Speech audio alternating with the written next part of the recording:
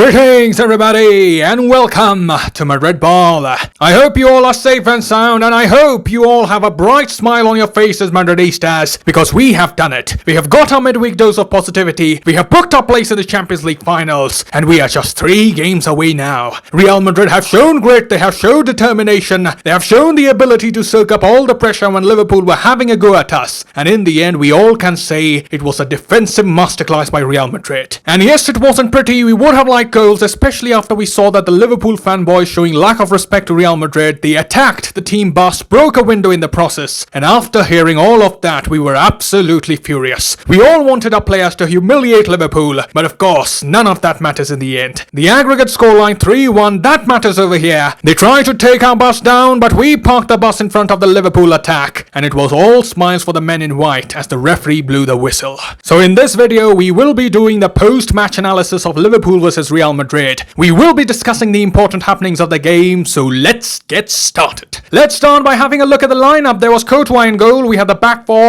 of Mendy, Nacho, Militao and Valverde. In the midfield, we had the gala midfield of Kroos, Casemiro and Modric. And in attack, Zidane went with the front three of Asensio, Benzema and Vinicius Jr. Now before we do the analysis, let's quickly do the shout-outs. None of you got your predictions correct. None of you could predict a stalemate, so the shout-out today will go to Mr. Andrew, and he is going to show all of us how to celebrate a Real Madrid victory.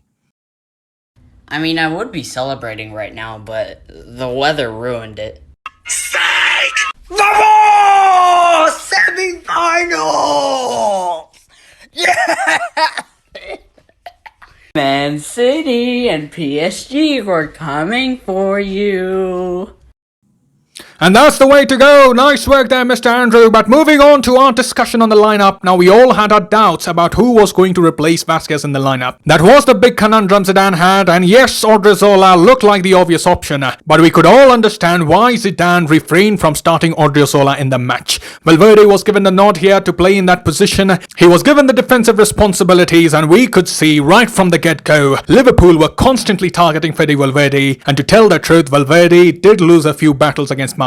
Liverpool had come out with guns blazing. There were times when the Liverpool players got the better of Fede Valverde, but the good thing for us was as the game progressed, as the minutes passed by, Valverde got more comfortable with his role, he developed a better understanding of his positioning, and then Liverpool barely threatened from that side. Liverpool then started looking for alternatives, and then they started attacking from the right through Alexander-Arnold, or they used to try to find Salah in central spaces. So thumbs up to Fede Valverde there. It must have been a tough ask to play out of position, to play in an area where everyone had the knowledge that Liverpool were going to target, but Valverde was brave. He took the challenge, he repaid the faith that ZInedine ZIdane had placed in him, and he ended the game playing in the central midfield role. The flexibility and the work ethic that Valverde showed during the match showed exactly why Valverde is so highly rated by all Madridistas. He was there in defense, he was there creating as well. If you remember, Valverde had given an audacious crossfield pass for Vinicius Jr., which almost led to a goal, but the Liverpool keeper was quick off his line, and he made Vinicius squander that chance. But moving on, let's talk about how the first half unfolded. Liverpool, as we know, were the more attacking side. They wanted to be the first one to draw blood, and they did try a lot to breach the Real Madrid defense. Salah had a very good chance early on, but Courtois said, "Not today, son." They looked to use the attacking prowess of both of the fullbacks, and we noticed here that Fabinho used to drop in between the centre-backs to help the build-up play, and Trent and Andy Robertson, these two were effectively combining with Mohamed Salah and Sadio Mane. And yes, we can admit that it wasn't the most comfortable half from Real Madrid's perspective. In the midfield as well, Luka Modric and Toni Kroos were given very less time on the ball. Milner, Wijnaldum, Fabinho were assisted by Roberto Firmino, who used to drop deep from his position, and all of them together put a lot of pressure on the midfield, which subsequently led to Kroos and Modric misplacing passes many times in the match. But Real Madrid was set up in such a way that more often than not, Liverpool were not able to take advantage of the sudden switch of possession. To an extent, we can say Real Madrid had a defensive approach to the game. It was a Mourinho-esque performance. We saw Modric, Kroos and Casemiro had to do a lot of defensive work. They used to maintain their shape. They used to provide very less spaces in between the lines. And on odd occasions when the Liverpool midfield evaded the pressure and tried to make a forward-looking pass to the attackers running in behind, we always had someone to make an interception there. This is where the role of Casemiro was extremely important in the match. He was constantly placing himself in the right place at the right time. He was not afraid of making those lunging challenges, and have a look at this challenge. It brought the entire Liverpool bench off their seat and it came out of nowhere. Just moments before Casemiro had picked up a knock, he was hobbling on the pitch and I was getting a bit concerned regarding that, but when Casemiro made that challenge, we all understood Casemiro is absolutely fine. Those moments of flair are also needed in these high-profile matches. So those were the happenings of significance in the first half. We did have many chances to score. Benzema had a shot which came off the bar, but largely we can say that even our attackers were more focused on protecting the lead. Asensio and Vinicius both were coming back to help. Valverde especially needed the help from Asensio in the early stages, and as the half came to the close, we had managed to keep Liverpool at bay. Now coming to the second half, Liverpool again were in the ascendancy, but the problem with Liverpool was that they were trying everything, but nothing was coming off for them. They had the ball, but they couldn't create clear-cut chances, and this is where the maturity of Real Madrid, the experience, the Champions League pedigree that we talk about came into play. The Liverpool manager tried all kinds of things. He was making multiple substitutions, but Real Madrid were not going to succumb to the pressure. And here we have to give a thunderous round of applause to both Nacho and Militao. They were playing in beast mode against Liverpool. They were winning the headers. They were making interceptions. They were making crucial blocks. There were times when Salah had the ball in the penalty box and had a shot at goal, but those shots were blocked by this defensive duo. Trent and Robertson were putting in crosses, but these two were absolutely ready on the toes to cut out any danger whatsoever.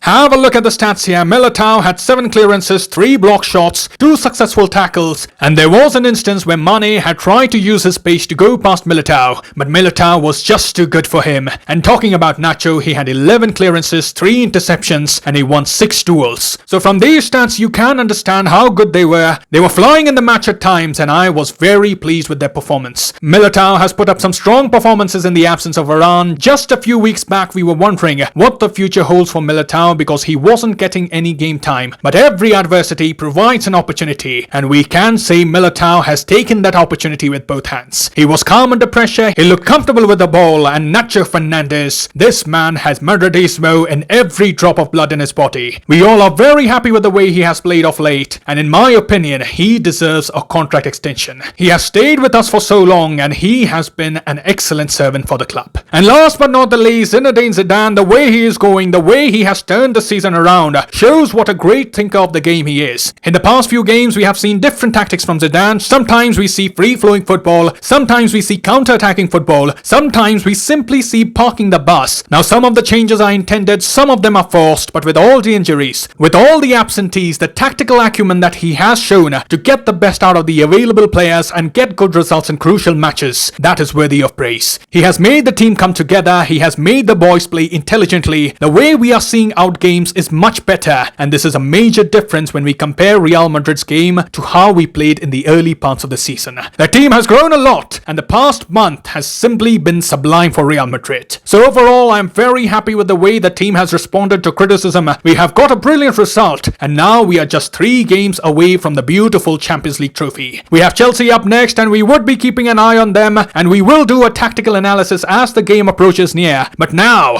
we have to get back to La Liga. The players must take rest, recover well, because we have a relentless fixture schedule, and the next game against Getafe, it will be a big challenge considering both Nacho and Casemiro will be out due to suspension. So hopefully the players will be up for the task. They do look tired, but we have no time to take a breather here, and we must keep marching, and we must keep winning these finals. So those are my thoughts from the match, and let's conclude this video by listening to what Zidane had to say in his post-match press conference. Assessing the performance, Zidane firstly said, "We knew how to suffer, but that's normal in a quarter-final. We controlled the match very well, we were able to dig in, and that was to be expected in a quarter-final tie. We deserved to go through, but we knew it was going to be difficult. We controlled the game well, we worked hard for each other, and I am absolutely thrilled for the lads. It was hugely important to make it through to the next round, and it gives us a major morale boost." He further went on to say, "We are happy to have qualified, but we haven't won anything yet. We are still alive in both competitions. I'm proud of the team and everything we are doing, but we have to keep it up. We are just going to think about resting now and then focus on our next game against Getafe." Then Zidane was asked about Thibaut Courtois. We had seen that Courtois had made some excellent saves to keep Real Madrid in the game, and Zidane was asked for his thoughts on Courtois' performance.